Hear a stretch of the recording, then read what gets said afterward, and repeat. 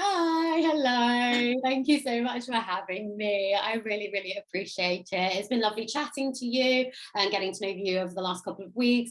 I've always been so excited to be involved with anything that Animal Rebellion does, because I just think that the non-violent methods are absolutely incredible and inspiring, and just the way of captivating an audience that about quite controversial topics and such topical topics has been amazing to see. So yeah, I'm so proud to be speaking for you guys today, and hope to be introducing a little bit about burnout and self-care and emotional well-being for activists.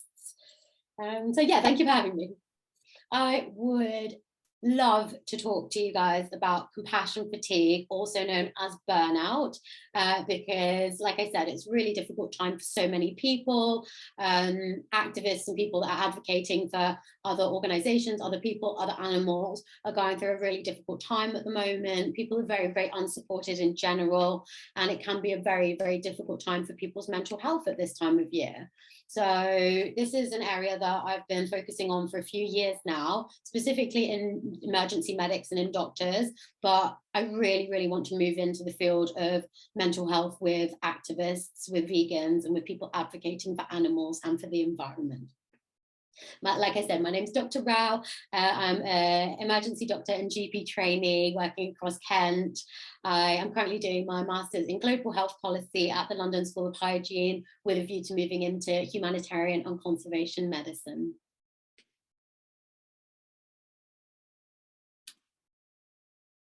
So yeah, like I said, I'm such a keen advocate for Animal Rebellion, Extinction Rebellion. I know that Animal Rebellion, Extinction Rebellion, and other kind of large organizations like this can often get such a bad rep and can get such bad press. And I think when you're speaking to this many people, you can't not everybody is going to agree with you. So just keep it up, because I know it can be really disheartening when you've got so many nasty comments on social media and, you know, there's so much bad press about it. But what you're doing is the right thing. And you know that we're going to be on the right side of history. So don't get disillusioned, don't get disheartened. It's really important to keep it up. And I'll be talking about a few different ways that we can kind of cope with all of these stresses during the presentation. So these are some of the organizations that I'm really proud to work with. So my baby, which is my charity, is Buckets of Love. And we do really fun things for charity to fundraise for other organizations. So we recently raised just under £3,000 for a well, which provides clean water to 1,500 people in India. And that was through a drum and bass rave. So that was our third drum and bass rave. We've got a few events coming up, which I'll tell you about, because I would love for people to join. Everybody gets their hands on. We always need help with it. It's a really fun social way of just relaxing, but while doing things for a good cause.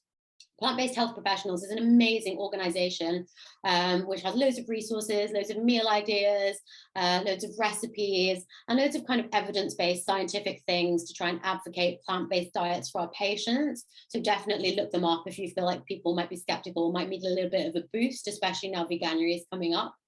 Worldly Wise, oh hey Kitty. Worldly Wise is a fantastic organization full of mentors and full of speakers, and we go to schools and universities and talk about a variety of topics. So if you need speakers for anything, then do look them up. Ecomedics is an amazing, amazing organization which looks at sustainability in the NHS. And they've got some big scale projects to try and advocate sustainability, but you can enroll those across any kind of workplace.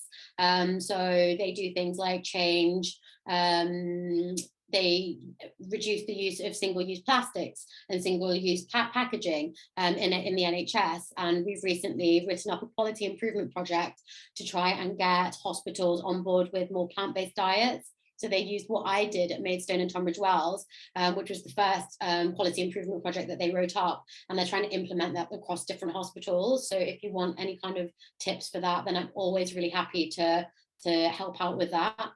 And I'm also a proud advocate for Doctors for Extinction Rebellion. So these are some of the talks that I've spoken at recently, and I've done about 7 NHS talks recently about plant-based diets, trying to get hospitals into more sustainable and healthier eating. And I was actually asked today to do another one for West Kent next year, which is really good fun. But the most memorable talk that I've been involved in was the first time that I spoke at Vegan Camp Out, which was 2021. And we had a panel of mental health professionals coming to kind of ask just questions and answers and have a really interactive discussion. And it was brilliant. It was so moving and just so motivating and inspirational and emotional. You know, people were crying, people were hugging. It was as we were coming out of lockdown, and it just really highlighted to me in this group of 1,000 people how many people were really struggling with their mental health and how many people knew people that were struggling with their mental health. And that made me start thinking about how, you know, we can do talks and how we can open up discussions about this. So really what I took from this was that we need to be opening up a dialogue about mental health. There is so much stigma, and I think people feel like it's a weakness, and people feel like they don't know who to go to, and they don't know who to turn to. And I hope to kind of address some of these things during the presentation. But I just want to say that if anybody is struggling, then just reach out, because lots of us as activists and as people that kind of advocate for other people and people that, you know, are very compassionate people, we know what it's like to go through a difficult time. We know what it's like to struggle. So don't feel like you think you're by yourself, because ironically in the 21st century, we all feel like we're kind of by ourselves but together. So let's bring that togetherness and just make it more acceptable to talk about things like mental health. This was an article that I wrote that was published in Vegan Food and Living, which is the best-selling magazine in the UK. And it was about plant-based diets and mental health. And it was published a few months ago. And I'm more than happy to send that out to people. What I wanted to do with this was kind of say to people, there's no reason that you shouldn't go vegan, and you shouldn't kind of become an animal advocate, and you shouldn't become an animal activist, and all of these amazing things will happen for your mental health, and these are all the reasons that you should do this. And actually, it was really difficult to say that, because the literature is so incredibly convoluted and complex, and there are so many studies that say that it's not a good thing to go vegan. And actually, a lot of these studies were funded by the dairy industry and by the animal agriculture industry. So for me, this article really focused on the fact that when I went vegetarian at the age of 10, and I realized all of the injustices that were happening to animals and kind of like behind slaughterhouse doors, and in terms of animal agriculture, it was very isolating at the age of 10. And it was for years, because I didn't have anybody around me that cared about it. And I didn't have anybody around me that was advocating for these victims either. And it wasn't until I got older that then I thought, actually, you know what, I'm comfortable with where I am, because I feel like I'm doing the right thing. There's so much evidence now that's mounting to suggest that we're doing the right thing, that we're advocating for the right thing. And then as I got older, and as I started uni, and, you know, started veg stock at my uni, and found activism friends, you know, my mental health got so much better, and I realized that I wasn't by myself in this, and that I wasn't the only person advocating. There were so many other people that are doing amazing things, and that are advocating for the environment, and advocating for the animals. And now, you know, I've got such an amazing community of people around me, and I've got my activist family, and I've got my vegan family, and I've got my vegan camp out family, and my veg stock family, and all of these people. And it's just so heartwarming and enlightening now, and being part of that community is so incredibly strong. So yeah, don't forget that, and, you know, remember that there are people that understand what you're going through, and remember that there are people that have been through the same thing, and have the same interests, and that want to go to the same things, and want to go to the same events, and go to the same restaurants. And that can be so empowering, and I think that that's really exciting, rather than feeling very isolated. Right, so let's talk about burnout. So burnout is really interesting, I think. So anybody can get burnt out, because there's so many different stresses in today. You've got financial stresses, you've got mental health stresses, maybe family stresses, occupational stresses, you know, everything's expensive, it's cold. There's so many different challenges at the moment. And so anybody can get burnt out, and it's really, really very common. And I think it can be very misdiagnosed. because often people think it's anxiety or it's depression or it's insomnia or all of these things, but it can be a big combination of all of these diagnoses. So burnout is diagnosed as a chronic psychosocial stress. The term was coined in 1974, and it was coined by an American-German psychoanalyst. I'm not going to try and say her name, Freudenberger. So it was coined by a psychoanalyst in 1974 who used to work in addiction recovery hospitals and in mental health hospitals that dealt with addicts. And he said that he used to be able to see the fire and the excitement burn out from these people, and they used to sit outside and they used to just stare at the end of their cigarettes and they would watch the cigarettes burn out. So that's where the term comes from. The one thing that I would like to change on this infograph, and I love a good infograph, I think they're really fun ways of saying a lot of scientific things. So burnout can cause a crisis in a person's sense of professional competency. Well, that's not just true. Burnout can cause a crisis in a person's sense of competency, so personal competency. So it can make you feel really incompetent and really inadequate and make you feel like you're not able to meet the demands of everything around you. And other people might not notice that, and other people might not think that, but it's your perception.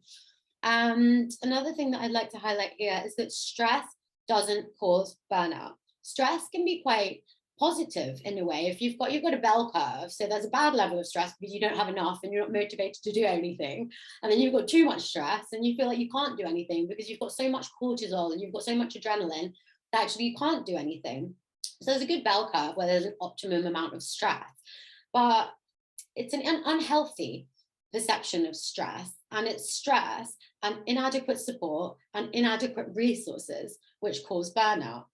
So I'm saying burnout because it's much easier than saying a systemic failure of organizations around you to adequately support a compassionate individual. But that is what I mean. You know, it's an inadequate amount of support to people that really need it. So this can cause people to abandon a career or their jobs or your hobbies or your activism instead of seeking rest and seeking support. So I won't go into this too much, but it's just to highlight that some of the signs of burnout are really, really convoluted, and there's a lot of overlap with other things. One thing I would really like to say is that if you're feeling really unwell and you feel like you're getting loads of infections and you feel like you just don't really know why you don't feel right, don't just assume it's burnout or that you're run down. So maybe, you know, go to the doctor, maybe get your B12 checked, your vitamin D, maybe your thyroid. You know, a lot of other things can manifest as burnout. So just make sure that you get a thorough checkup, maybe some blood tests, some observations, just to make sure that there's nothing else going on. But often, you know, it is burnout, and that can be really very common. And there's a lot of overlap between physical symptoms and mental symptoms, psychological symptoms. And a lot of the time, psychological symptoms, such as depression, anxiety, fatigue, just being generally tired, just being generally stressed and inflamed, all of these things can manifest as physical health problems. So you can get tension headaches, you can get neck pain, you can get lower back pain, you can even get things like chronic fatigue syndrome, fibromyalgia, ME. So there's a really big spectrum here, and there's a lot of overlap between the physical and the mental. One key thing here, I think, is focusing on sleep. So a lot of people, I think a lot of us find that sleep, or maybe originally thought or do think that sleep is a bit of a waste of time, and you've got loads of things to be doing and everybody's so busy and you feel a bit guilty, you know, for getting a good night's sleep or going to bed early. But don't feel like that. Sleep is so very important, and you can do so much healing and so much kind of reflection when you're sleeping. There's an amazing book called Why We Sleep by Matthew Walker, who's a sleep scientist, and it's so good. It's really easy to read, and there's an audiobook, so I can send that out if anybody wants. But yeah, sleep is so therapeutic, so healing, and actually the better rested you are, the better your immune system will be, and the better equipped you will be to deal with everyday stresses and everyday challenges. You know, when you're so tired, you just can't even think about anything, your head hurts and you just feel like you're about to cry. Yeah, sleep is really important, so don't devalue it. So I've been talking about burnout and failure of the organizations to support a compassionate individual, but anybody can be burnt out. it takes a special kind of person to be able to get compassion fatigue, because it affects people that are advocating for other causes or that are trying to fight social injustices. So us as climate activists, animal activists, it can affect doctors and nurses and carers and teachers and anybody trying to advocate for a cause, and anybody that's trying to fight for a demographic that might not be able to fight for themselves. And this has been dubbed the cost of caring, and I think that's really appropriate. So I talk about veganism here because I'm going to assume that a lot of animal rebellion, a lot of animal rights advocates are vegan. And that's just because it's easier to measure whether somebody's vegan or not. It's quite difficult to measure whether somebody is an animal rights activist or an environmental activist, because, you know, how do you define that? How much of that do you do? So actually, I'll be using the term vegan as a kind of umbrella term for advocates and for activists and for people that do care about animal rights in the environment. So one thing I think is really interesting is to study people's motivation for change. So that could be any kind of change, but I think looking at people's motivation will help us to support people and will help us to understand how to encourage other people to make a change like that as well.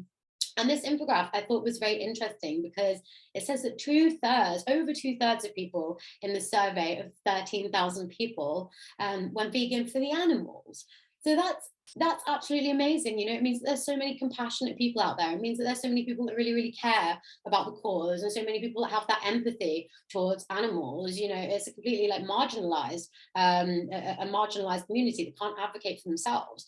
So the fact that 2/3 of people went vegan for the animals, I think is incredible, but it highlights the fact that people care, people are compassionate, people are aware of the injustices. So we need to look out for each other, because it means if more people are kind and more people are thinking about this and more people are going vegan for the animals, then we need to be looking out for people because they might be more at risk of things like depression and burnout, anxiety, eco-anxiety.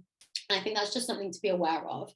The other thing that I'd like to highlight here is that there is a huge overlap between the environment. I was surprised actually that only 10% of people said the environment, because I think they're completely interlinked. If we don't have good soil quality, water quality, air quality, reduce plastic, reduce toxins, the animals aren't going to have a healthy environment to live in. We're not going to be healthy, so we're not going to be able to look after, we're going to feel awful because of all of these pollutants, so we're not going to be able to advocate for the animals either. So I think that all of these things are massively interlinked, and I think sometimes that when we're kind of saying, oh, why did you go vegan, for the animals or for the environment, we sometimes forget that, and it can sometimes divide our community, and I don't think that we need any more reasons to be divided in this world. So yeah, just look out for each other because it's the same endpoint.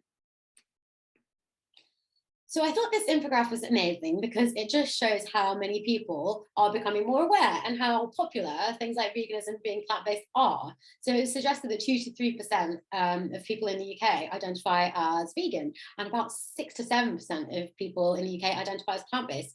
And that number is completely increasing. 1/3 of people in a huge survey, but I think it was YouGov, said that they thought that veganism was an admirable thing to do and they'd like to find out more about it. So that's really, really cool, and that's so exciting. But it means that, again, there's going to be more and more of us that we've got to look out for, and there'll be more things like eco-anxiety and burnout. So one demographic that is really, really aware about the climate crisis and about ecological issues are the children. So this infographic was taken from the Youth Climate Action Survey, and it just highlights how many people are moving into activism. So 1 in 2 young people are moving into activism, and they're trying to advocate for the climate. And it says more than 8 in 10 young people are concerned about climate change.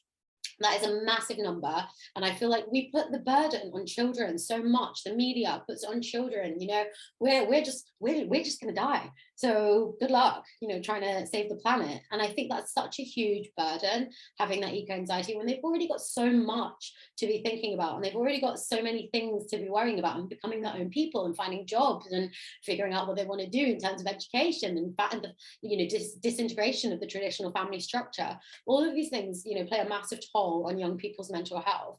So if we can do anything to just open up a conversation with children, whether that's when you're out doing activism, or that's if you're a doctor or a nurse and you're seeing children, or whether you're a teacher, or whether it's your young family members over Christmas, just check in with the children and just remind them that we're also trying, we're also playing our part, and see, you know, if they need anything, because the kids are not all right, and it's a lot on them. I know Greta Thunberg often says that she feels like so overwhelmed that all these older people just see her as a beacon of hope and say, oh, it's fine, the children are here, Greta Thunberg's here, all of these activists are here, and that can be really heavy. So just check in with the younger generation as well.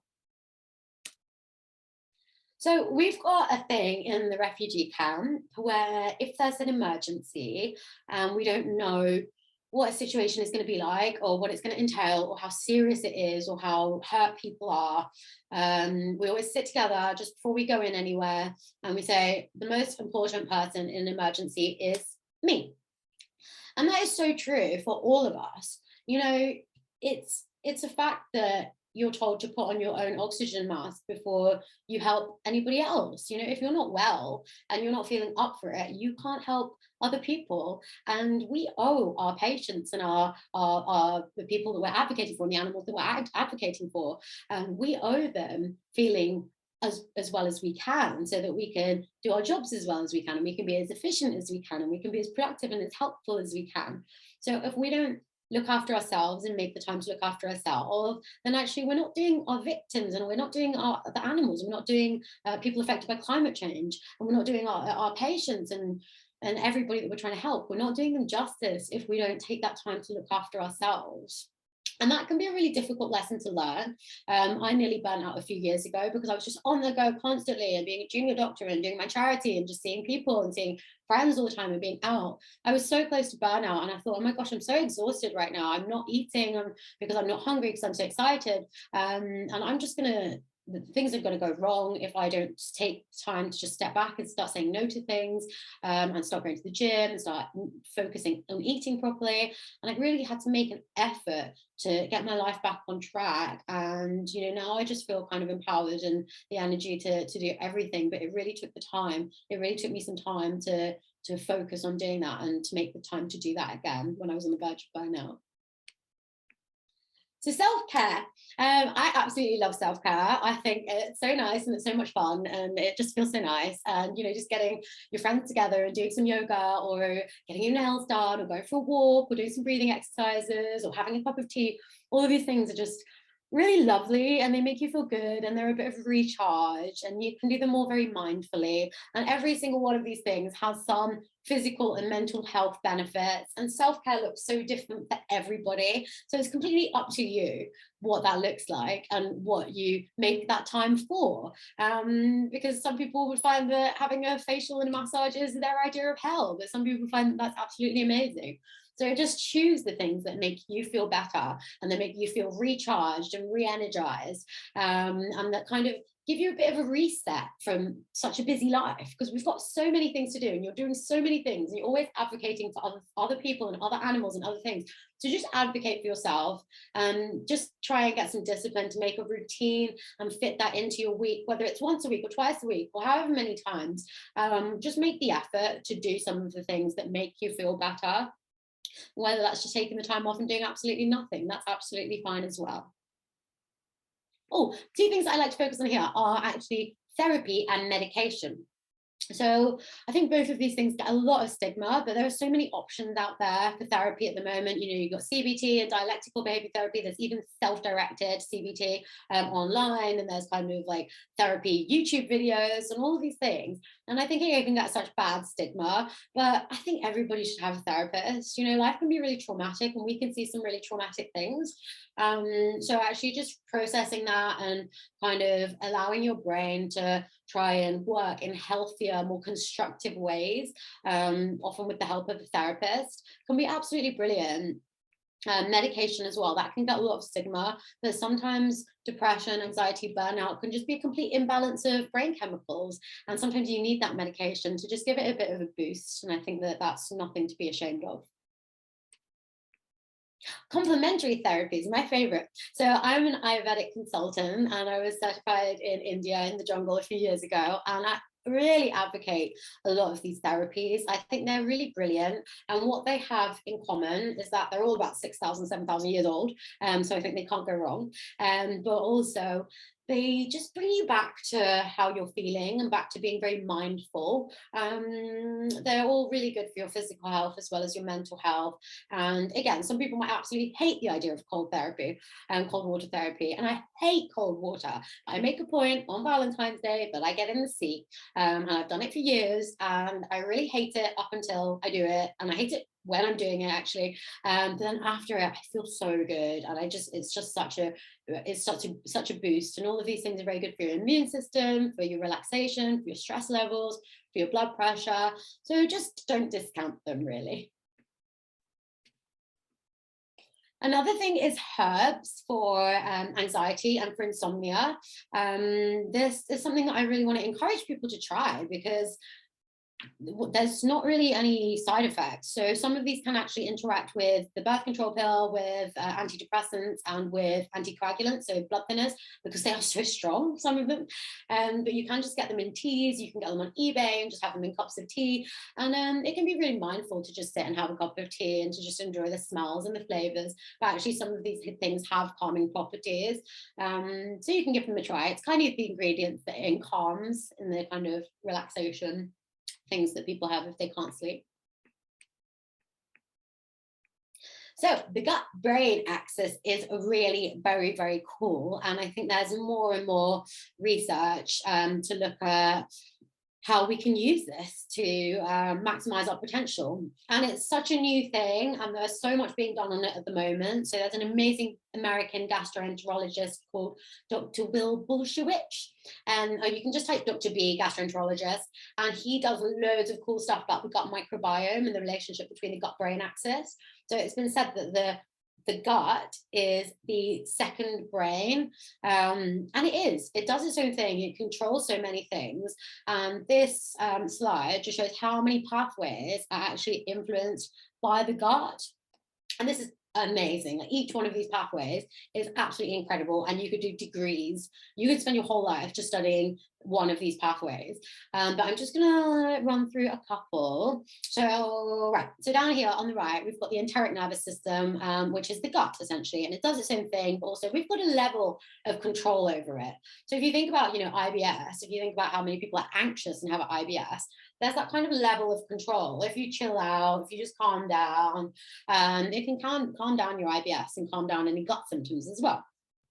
So at the top right there, we've got B cells and cytokines, which control the immune response. So that's very cool, the fact that the gut itself has such a big part in controlling our immune response. So if we put in really colorful, whole food, plant-based, unprocessed things, we're able to actually modulate our immune response, which is automatically going to make us feel better because we've got reduced risk of infections, reduced risk of diseases. So that's really great. That's a really cool pathway that we should be kind of harnessing into. Then down the bottom, we've got metabolites, and then it says GABA, 5-HT, NTs. So that's GABA, which is the precursor, which is a relaxatory brain chemical, and that controls the parasympathetic nervous system, which is the chill out part of our nervous system. So actually, the fact that we can actually produce GABA in the gut as a relaxatory molecule is very, very cool. The next to that, we've got 5-HT, which is serotonin. It's said that 80% of our serotonin is produced in the gut, which is massive. We know that serotonin and dopamine are massively dysregulated in depression, anxiety, OCD, loads of mental health problems. But the fact that we can actually produce serotonin in the gut by eating healthily, things like soybeans, tofu, loads of things have tryptophan, which is the precursor, which builds the building block for serotonin. We can actually control how we're feeling by creating these neurotransmitters, which is amazing. The last pathway I'm going to speak about here is the stimulation of the vagus nerve. So that's that little blue one that looks like a star.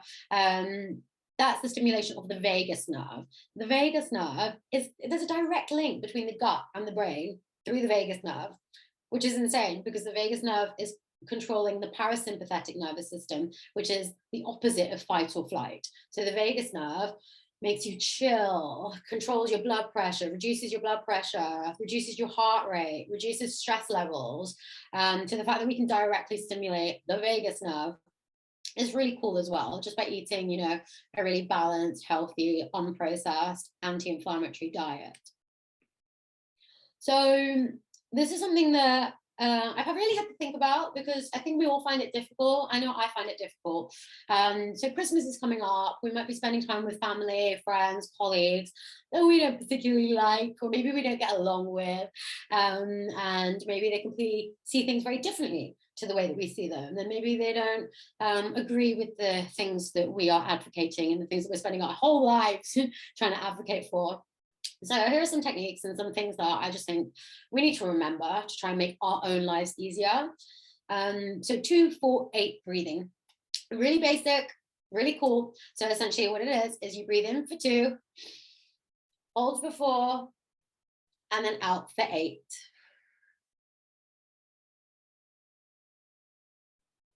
And that is a direct stimulation of the vagus nerve as well. So that breathing out directly stimulates the parasympathetic nervous system, and you're just naturally going to feel more chill. When you're in tune with your breathing, when you're stimulating that chill reflex, you know, you're going to get rid of any anger. Maybe in the heat of the moment, you're feeling really angry, you're feeling really sad, you feel like you're going to say something that you don't want to say, or you feel like you're going to say something you do want to say, but it's going to be very hurtful and angry.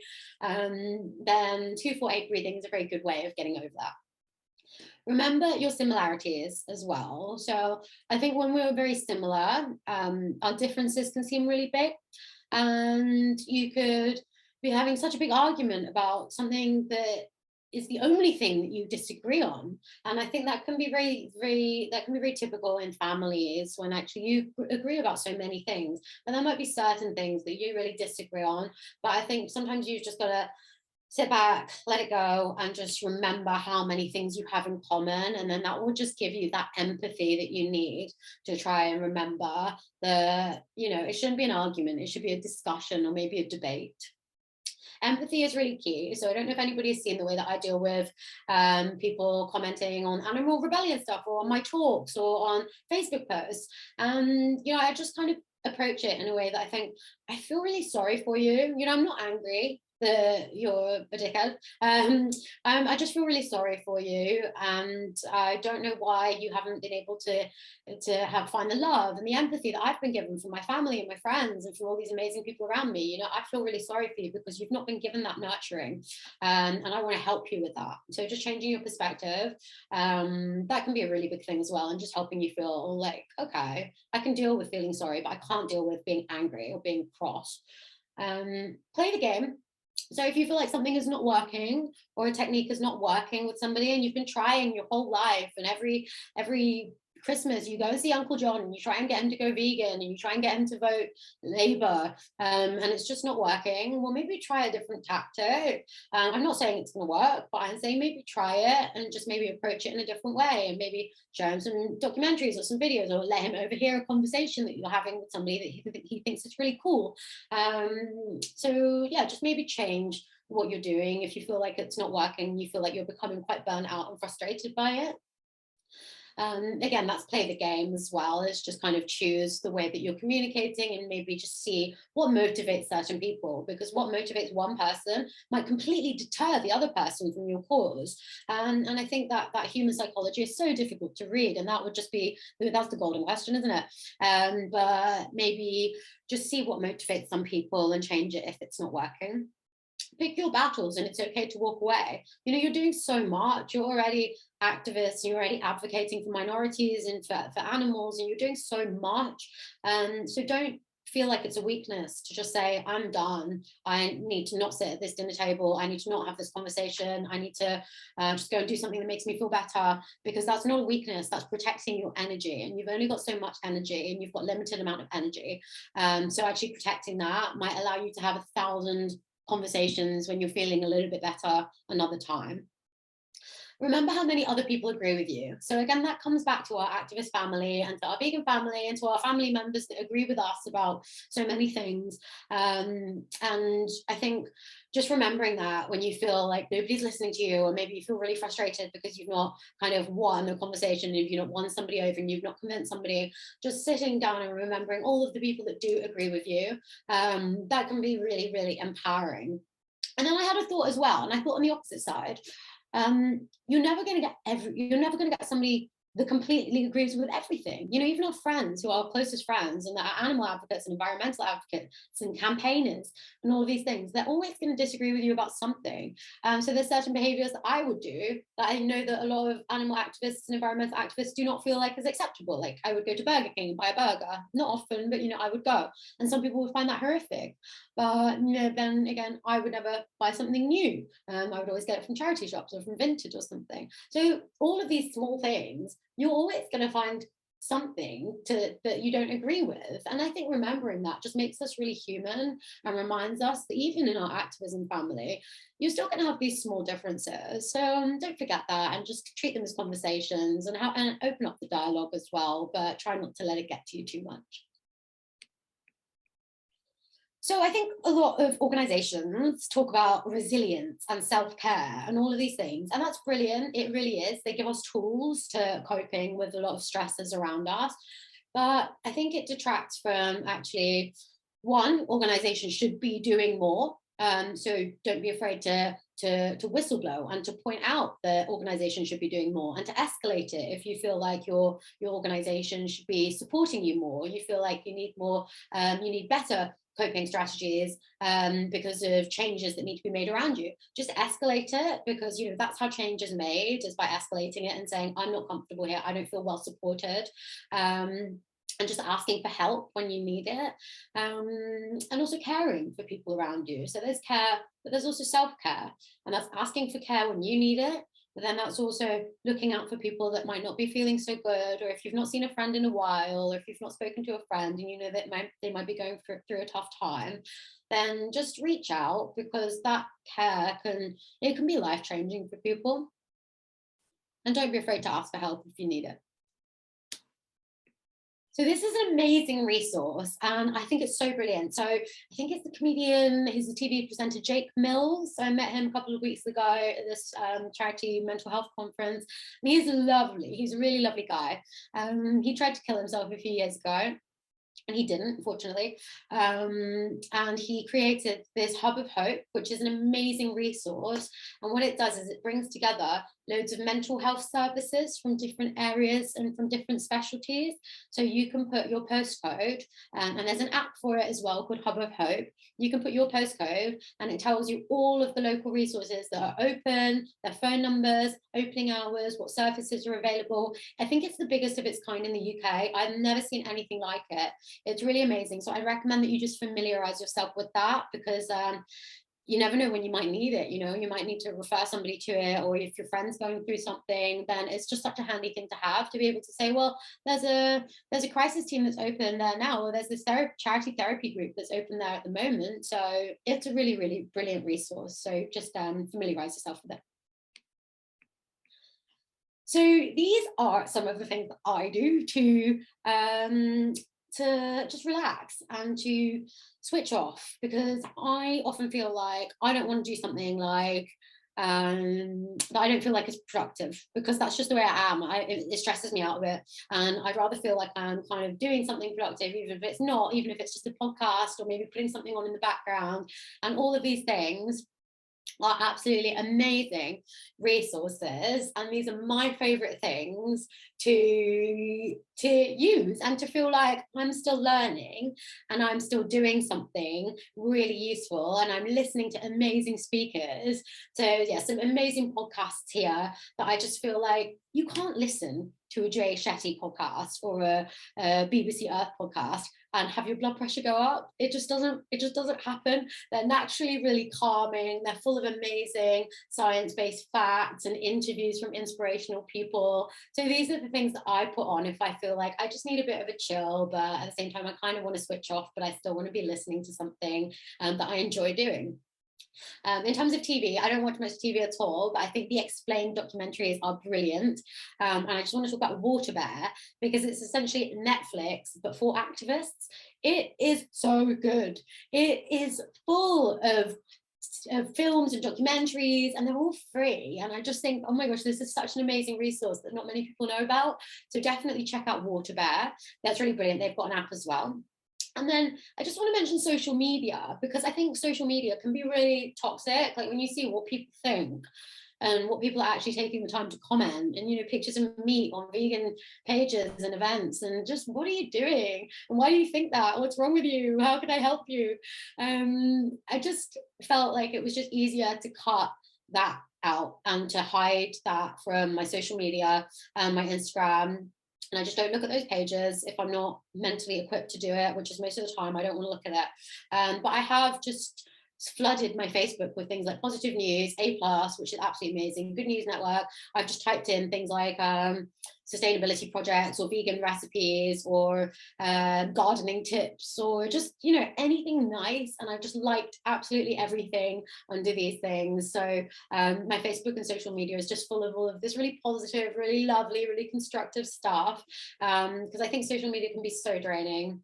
And I've seen so many friends lost to it, and they've just kind of fallen off the face of the earth, and I don't know where they've gone. And they were amazing activists, just because they couldn't cope with social media and with the demands of everything. So don't let that happen. Just fill your social media with really positive things, and you'll just naturally feel better. You know, it fills your subconscious with really constructive, really positive things.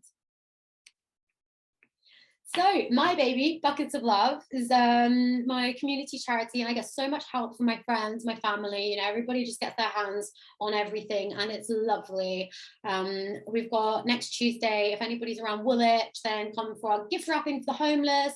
We've so far wrapped about 100, 120, no, maybe more, 120, 130 presents in the last couple of years, and we take them out to the homeless.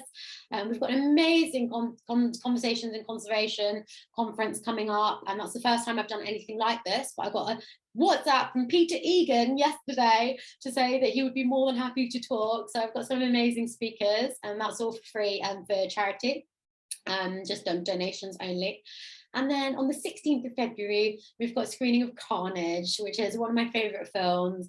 And we've got a Q&A with doctors, some activists, and some filmmakers as well, one of my best friends. And we'll be having a social, and my grandma will be cooking some food, which is always the best thing ever. So come along, and that's all going to charity as well. So this, so this is a photo that I took from my kitchen window just the day before Vegan Camp Out in 2022. So I was at home in Spain, and I've grown up in Spain, and it's my favorite place in the world. You know, I feel so at peace there, and it's just such a beautiful place to have grown up, and I'm very lucky. And I've grown up seeing the mountain on fire a few times, but never this bad. And I watched the smoke keep coming and coming. The flames were getting closer, so we eventually just grabbed the dogs and grabbed some water and some food and passports and stuff like that, and then just went to the beach and evacuated the house. And I was so distraught. Like, I was so very upset, of course, because I was thinking about all of the biodiversity that's been lost. I was thinking about all the people that have had to migrate. I was thinking about the consequences of forced migration. I was thinking about, you know, all of these heavy things that come with climate change that we're so aware of, and that can really contribute to eco-anxiety. But I got a therapist during COVID, and I had a therapist for a couple of months when young people were dying, when I was losing a lot of patients. I didn't really know how to process everything. And she helped me to transform my negative thoughts and my stress and my instant adrenaline and that instant, I want to run away from this, and this is awful, and I don't want to be here, and how am I going to cope with this? She helped me transform all of those thought patterns into thinking, right, I'm calm. She did it with hypnotherapy, and I always would have laughed at that, but actually it was absolutely incredible. Into thinking, I'm calm. This is the situation. This is what I've got to do because this is happening, and I'm going to do it, and it's going to be fine. And I've been through this before, and whatever happens, happens. And we're going to get on with this. We're going to do it. And so this is what I think now when I look at this photo, which could have been really traumatic. You know, I could have had really bad PTSD again because I've lost my things in a forest, in a house, in a fire before. So I had quite bad PTSD over fires. And she just really helped me to transform this. And now when I look at this photo, I think, right, this is happening. This is what we need to do. It's going to happen anyway. I'm a bit of a pessimist now because I'm not sure if we can reverse climate change. I'm really, really motivated and optimistic about what countries like India and China are doing. They're doing massive things, and you know, they're planting forests, huge amounts of forest, and they've got all of this technology. So it is possible. I'm not denying it, but the ball is rolling. It's happening, and that can be really scary. But at the same time, we need to do our best to mitigate what is already happening. We can only improve it for the animals. We can only improve it for other people. Everything that we do is to improve it. And so just knowing that gives me a sense of purpose in a really weird way. And it reminds me, right, this is it. This is our time. This is what we're going to do. We are born now. We are born at this point in time. We're born at this point in history, and it is happening. And we have been blessed enough that we can change things and that we can choose to spend our time doing activism and doing outreach and to advocate for the animals and for people that might not be able to advocate for themselves. So just try and shift your mindset if you find yourself falling into unhealthy thought patterns, into just having just shift that into a positive way. And that's easier said than done, but try and find the things that motivate you and that give you that energy, that inspiration again, even if it's something that inherently you thought was a bad thing at first. So I've got a bit of science here, but I'm not going to go into it too much because I've got an hour long recording of all of these studies, which I've spent ages looking into because it's really difficult to find. And these are all really brilliant studies that suggest why people should go vegans. And what I wanted to do was to equip people with some science and with some evidence-based medicine, so that when you're having difficult conversations with family members over Christmas, or when you're out doing outreach, you've got some really good facts here. But I will send out that recording, which I did with the NHS. I've done about 7 talks, but this was an hour long, that look at these studies and look at some of the information which I've analysed and broken down.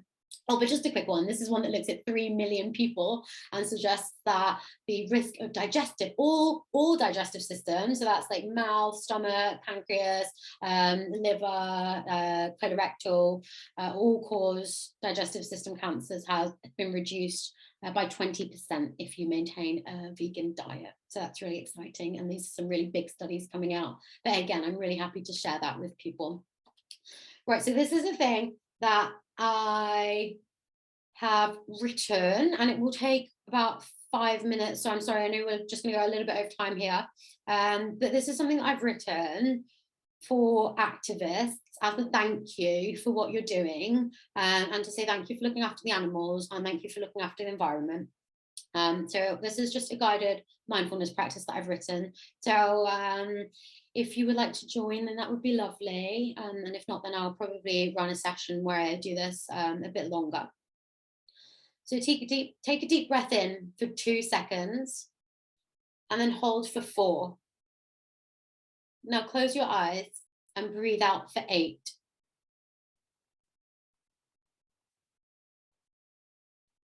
Relax and notice your body releasing tension from your forehead, your neck, your shoulders, your arms, your hands, your stomach, your hips, your legs, your feet, and your toes. Anywhere that might store unnoticed and built up muscle stress. Feel the connection between your body and the space around you. Accept any warmth, any cold, any smells, or any sounds. Let the excitement and the adrenaline of today fade away as you become grounded in the present moment. You are exactly where you need to be right now at this point in time. You're focusing on yourself, on any thoughts or sensations that you're experiencing. And that's completely okay. You've been focusing so hard on other people, on other animals, on other tasks and challenges, but it's time to bring your attention to your mind, to still your thoughts, and to find a sense of calm. Focus again on your breathing with slow, deep waves that will naturally reduce your heart rate and your blood pressure. Find appreciation and gratitude for all the incredible things that your body and your mind does. For all of the difficult conversations, for the animals that we help, for all of the people that we help that might not even know it yet. Bring yourself back to your breathing to allow yourself the calm that you deserve in this busy life. Promise yourself with each breath a little bit more time for you to find this calm again. Promise to be more gentle on yourself as you are with the animals. Promise to approach challenges with fire and love and laughter, and to rest when you need it. I thank you for your work and for joining me here today, and I invite you to open up your eyes whenever you feel ready.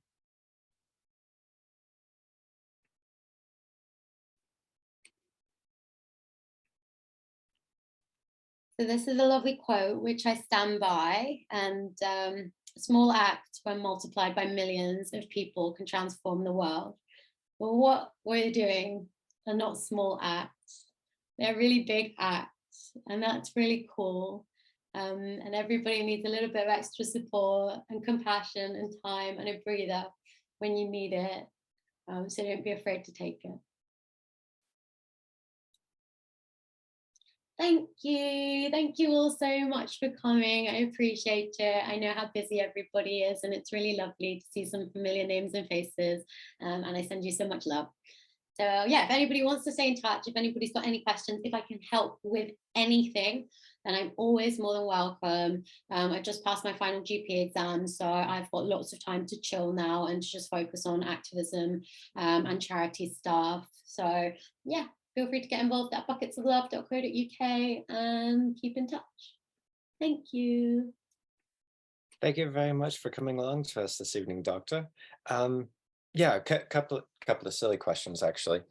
So when you first qualified as being a doctor, did you find yourself going around to random people on the street and introducing yourself as doctor? Because I know I would find that very difficult to not do. So now I do it. Now, you know, if my mom calls me, I'm like, oh, doctor, that's Dr. No, I'm joking, I'm joking. But no, at the start, I didn't, because you get this sense of identity complex, and you feel like I'm so unequipped right now. You know, I'm only 24 or 25, and I didn't feel ready to be thrown into the world of medicine. There was so much that I didn't know. And now, you know, I'm a senior doctor, I'm almost a GP, and I still realize that there's so much that I don't know. And that's fine. The more you know, the more you realize you don't know. So now I love it because I feel like I can help people. So now, you know, I'll go out and I'll be like, I'm a doctor. Is anybody got any rashes? Come and talk to me. And that's such a position of privilege, and I'm really honored to be in that position. So yes, now I do it. Also, another question that I personally think is actually quite important. What is your favorite veg? My favorite vegetable? Yes. Can I say garlic? Because yes, it's just so magical. Yeah, it's absolutely incredible. About 4 cloves of garlic every day is the same as a blood pressure medication. And garlic just goes in absolutely everything. I've not put it in cupcakes yet, so maybe it doesn't go in that. But I love it. What about you? Can you put it in cupcakes? No, don't try that. That would be disgusting. Okay. I am a tremendous, massive fan of broccoli. You know, when I'm cooking broccoli, I'll, you know, pop some in my mouth and I'll go ahead and cut off the stalk. And while everything is cooking, I'll gnaw on the stalk. I just think it is the most beautiful, and nobody thinks of it as being a flower. Yes, nobody Is thinks of it it, as being it a flower. but you know, you're eating the flower part. And when I first learned that, I was just like, oh my God, this And thing isn't is it the so same amazing. It's so family as fantastic. cauliflower? It's the same family as cauliflower, kale, and it's all brassica, isn't it? And people forget that you can just eat it raw. It's so peppery and so good. It's so delicious. And yeah, another thing, you were talking about seeing the mountains outside of your home being on fire. I grew up in the desert, and every year there'd be fires on the mesas and the mountains all over the place. And at first, it was quite traumatizing, quite worrying, Mm, especially when you go back there afterwards and you see you know, all this thing that was, you know, browns and greens. It's all of a sudden just all this black. yeah, yeah, But then it was when I was a little bit older, pre-adolescence, I go out into the mesas and into the forest, and you'd start see a few weeks or months later, you'd see all this green popping up, and right. it's just everything popping back, everything coming back to life, and that is something that has always given me a bit of hope. Yes, That, you know, no matter how much devastation comes through, that there's always room for renewal. Yes, yes. Alison. Yeah, I was just going to say actually, have you heard of a psychotherapist called Claire Mann, Ishani? Yes, I have. Why have She's I heard of that? wonderful. She's written a book called Vegan Dystopia, and it's about coping in a non-vegan world, and it's about the trauma of and it really goes into an awful lot of depth about how it feels to be vegan in a non-vegan world. And it's Brilliant. really, really good. It's got Yeah, I will some give that a read. exercises. Yeah. Yeah. Um, and I was just going to say to everybody else, welcome the people who came a little bit later. And does anybody have any questions that they'd like to ask Ishana? Anybody? You're all little black screens at the moment. If you do have any questions, feel free to shout out, or if you don't feel comfortable enough, go ahead and put them into the DM question Chat. box thing. Yeah. Um, But Michael, we, that was one thing that I did learn a few years ago, which is that there's alpha biodiversity, which is like the number of everything, and then there's beta biodiversity, which is the rate of change. And actually, sometimes it can be the rate of change, which is actually more important than actually the alpha biodiversity. So having that big change and a reset sometimes can be beneficial. Not all the time, like we're doing at the moment, but sometimes that complete reset can give space to new things to grow. yeah, Someone's just, sorry, yeah, I was passing it on to you. someone's just said in the chat, Sally, has anyone heard of a book called A Guide to Eco-Anxiety by Anushka Gross? I haven't heard of that, no. I'm reading it now. Ooh. Oh, you'll have to lend it to us, Sally, or you'll have to give us a debrief when I see you. Because that's such a relevant and topical thing, isn't it? Our lovely Todd Smith from Extinction Rebellion, you know, ex-pilot, and I think he was one of the first people in the UK to be diagnosed with eco-anxiety. So I'm hoping to do an interview with him at some point to chat to him about his experiences. You were talking earlier about difficult conversations to be had. One of the things that, you know, I do definitely have difficult conversations with family members, but one of the, you know, one of the growing trends, not really trend, one of the growing things in the vegan community is taking the liberation pledge of having the fork bracelet, not sitting down around a table Yeah. with, you know, your friends being eaten. So I was just wondering what kind of conversations might that type of stress factors do you think that would bring up with people who are not as receptive? So that's something that I 100% meant to mention, but obviously we covered so much, so I didn't get to. And lots of my friends and lots of activists that I know have taken the Liberation Pledge, and I think two things about it. I think one, it can be very good for your own mental health because I get so upset if I see what people are eating. I don't want to be around it. I've had to remove myself from dinners at some point. So actually taking that stand and just saying I'm not going to be around it is brilliant, because sometimes out of sight, out of mind, you can just be a bit more at peace. You know it's happening anyway, but it doesn't have to be right in front of you. And I think that can be really brilliant. I think it can also not divide people, because you can do other things with people. I'm not going to as many dinners as I used to. I very rarely go to dinners with non-vegan friends, and when I do, I suggest it at my house or at vegan places. But I do lots of other things with them. So, you know, I'll go to museums or go for walks or do yoga or just do other things with them, because then I don't think about it so much. I don't get so upset. So I think that if you still want to maintain those relationships, you 100% can do. You don't need to sit around the table to do that, you know? So I think that there's lots of other solutions to that if you do want to maintain those relationships. For me, I like to shove my vegan food in people's faces. I've not found the strength to do it yet. I don't think that I will, for a variety of reasons. It's something I've thought about. I've significantly reduced, but for example, this weekend it's my best friend's engagement party, and he's a strong meat eater, but he's also a cardiothoracic surgeon, and he's written the charity book with me. So he also does amazing things on the other side that I wouldn't want to alienate that and to miss out on memories with that. But I do pick and choose my battles. But I think there's so many other things you can do with people if you want to maintain these relationships. So you don't have to sit around the table with it if it's going to upset you, and it can be quite upsetting. So yeah, go for it. If you feel like that's something you need to do, that's amazing. And I do tend to be quite straight, actually, I'm afraid, especially these days. And I'll just say I'm sorry, but I'm uncomfortable being around meat, because I haven't been anyone for 40 years and it's just too stressful for me. I'm a little bit straight like that, but then I have to say I'm very, very lucky, because everybody I know is vegan, or I've got or sort of on that journey, or doesn't eat meat, you know, so or and kind of understand. So that's I'm lucky like that. But yeah, and it's so lovely when you've got friends and family that want to try everything and try all your vegan places. You know, it makes everything so much easier. Or as I noticed what you said about, like, I've got someone from work, and she's absolutely lovely. I think she's great, and we keep meeting every few weeks to go for lunch. And I just suggest vegan places so that I don't even have to have that conversation, because I'd rather not, because I'd rather just connect with her essence and actually really enjoy her, rather than being anxious about you know, because it does cause me anxiety when I'm around people eating meat. It makes me gag a bit, really. Yeah, and her coming to vegan things, that's activism in itself. You know, you're changing what somebody's putting on their plate, and she probably loves it. You know, vegan is so yummy. She does. I know from a personal perspective, taking the pledge is something that I would very much like to do.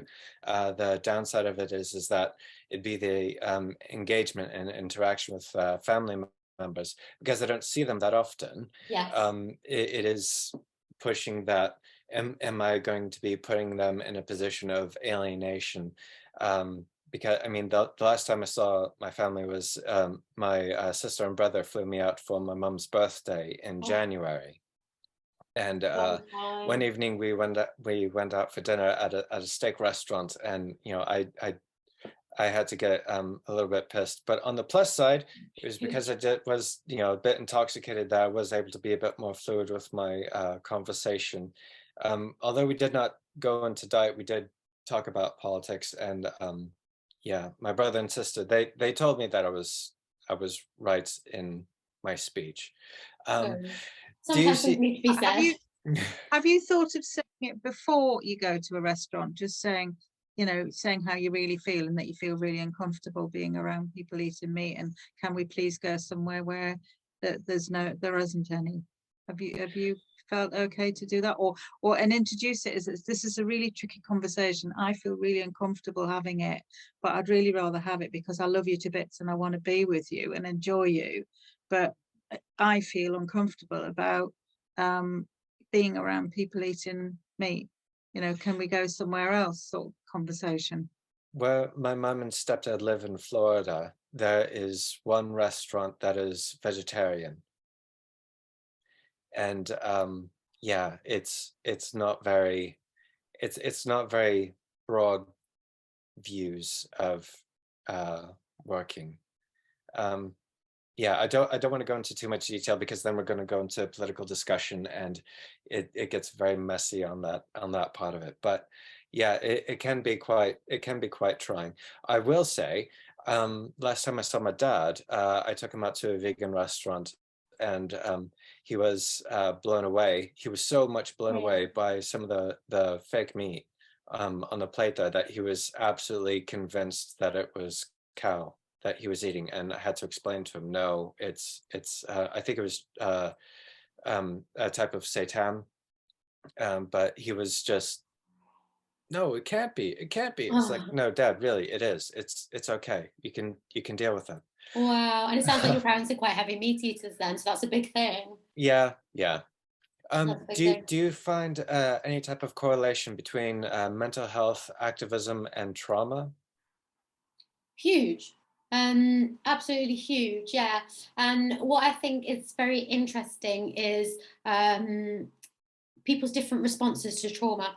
And I think that can come from people's support networks, because if you feel very well supported, you can have a large traumatic event, and that might not impact you, or you might use that very constructively. But if you don't feel very well supported, and you don't feel like you've got good, like, fundamental pillars of support, and you don't feel confident in yourself, and you don't feel like you've got a lot of love and nourishment around you, you can have a small amount of trauma, and that can seem absolutely huge, and people can ruminate about it, and people can just not be able to get over it. So I think a lot of that comes from the support that you receive from your family, from your friends, maybe your internal perception of yourself. And I find it really, really interesting. And I've done a lot of work in mental health hospitals and in psychiatry, and now I'd say 1/3 of my presentations in general practice are mental health related. And there's just huge overlaps between everything. Everybody has been through trauma. It's about how you perceive it and how you process that. Have you heard of people being ostracized from their family by not only changing of their diet, you know, going vegan, or just becoming involved in activism?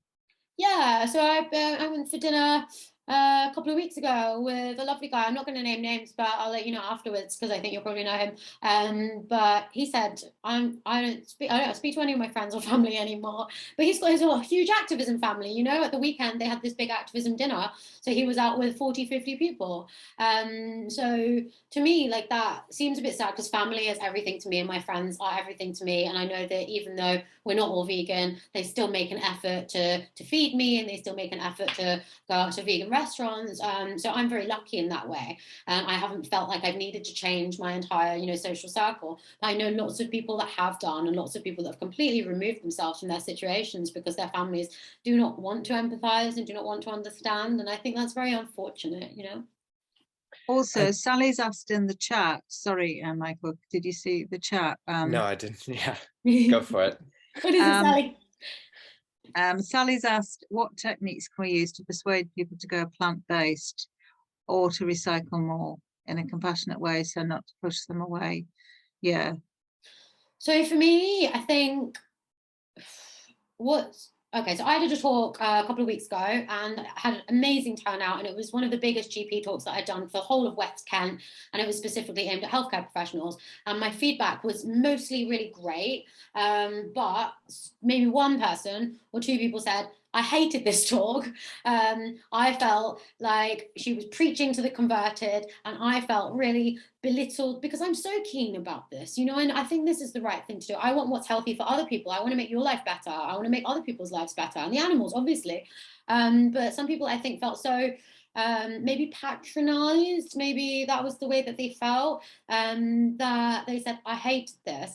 So actually, me maybe preaching, which is maybe how it sounds to some people, has been really has put some people off. It's converted thousands of people. So many of my friends and so many people at Vegan Camp Out, and so many patients and things like that. But it's still really deterred some people that just don't agree with my way of speaking and my way of activism.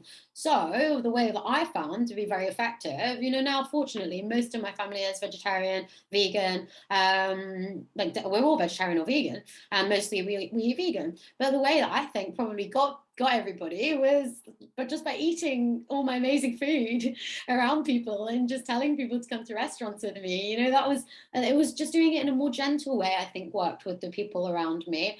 And maybe people that didn't know me, maybe that's a family thing, a defensive thing. The people that didn't know me, they get pulled in by the science and by the facts and things like that.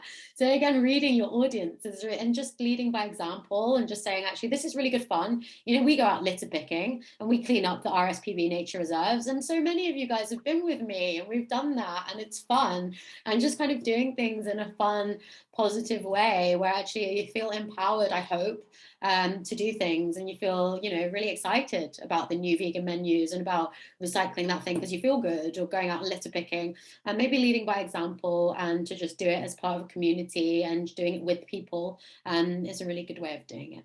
And I know you've got a community centre. I think your point about reading the audience is a really good one, because it's so important to actually know something about your particular audience and what's going to work for them and what's going to speak to them. And people are incredibly different in that way and get motivated by different things. But you also said about giving people lovely food. That's what I've done. You know, and I used to have what called an eco group that I ran at college when I was doing all sorts of stuff. I didn't call it the vegetarian or the vegan club, it was vegan. And I asked all my students, and they were from Black ethnic minority, or a lot of my students, because it was in a London college.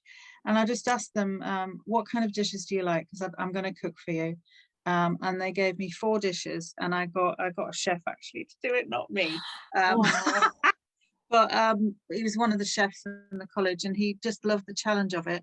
And we all just did all the vegetables together. We had some music on, we made it fun, and they were gobsmacked at how lovely the food was. And it was all vegan, and they were all like, kind of, are you sure? Are you sure? That kind of thing. And I think the fun element and the warmth, friendliness, and reading the audience, but also engaging them, because you'll know this yourself, but the more that you engage the people that you're working with and look from their point of view, the highest success rate in terms of because nobody likes being preached at.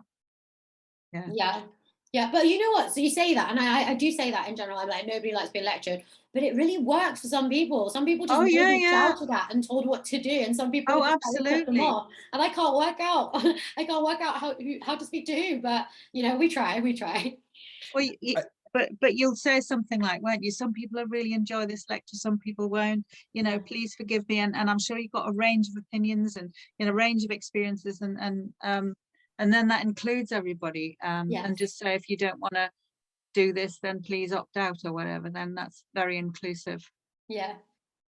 I think in your talk there, one of the most important things that you hit upon was the most important person is me. It was a concept that I first came across when I was studying emergency medicine. And, you know, when you come up on scene, the most important person that you have to watch out for is yourself. The second is your partner, and the patient comes third. And that was something that was actually still for me is incredibly groundbreaking.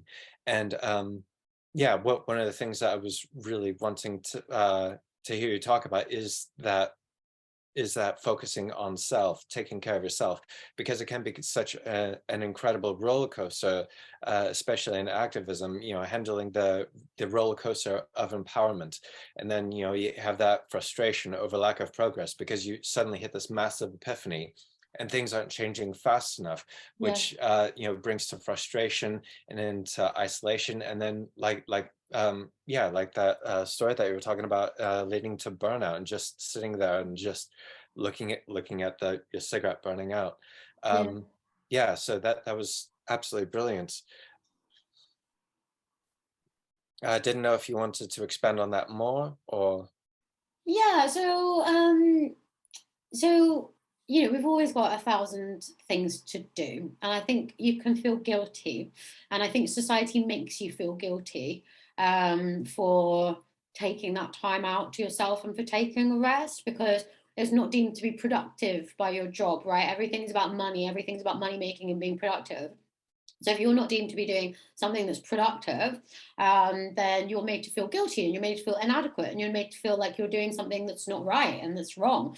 But actually now what's interesting is that jobs are realizing that they are losing productivity because people are burning out. So this is why this whole shift in resilience and burnout is happening in large-scale organizations, not because they care about us, but because they realize that actually the biggest number of sick days is being lost because of mental health and back pain and chronic pain and all of these things. So they're realizing actually how unproductive it is in the long run for us to be burning out as a society. So I think we need to not feel guilty about doing that. Our organizations are not going to look after us because they care. We are going to look after each other and ourselves because we care.